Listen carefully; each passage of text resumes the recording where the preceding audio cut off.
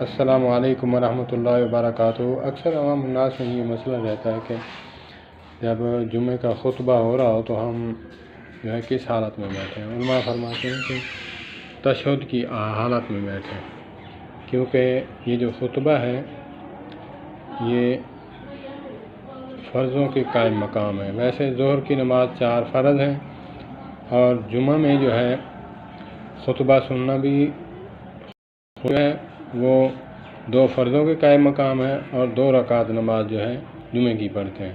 تو اسی لیے تشہد کی حالت میں بیٹھنا، ران پر جو ہے دونوں ہاتھ رکھنا اور اس میں کسی کو بولنے کی اجازت بھی نہیں۔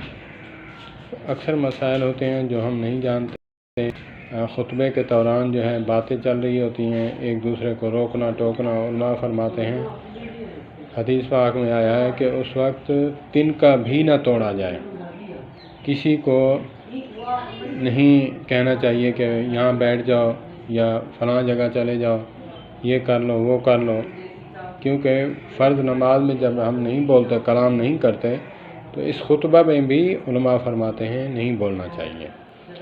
اور جہاں جگہ ملے پہلے آئیں، پہلے پائیں، اور بعد میں آئیں تو پیچھے بیٹھیں۔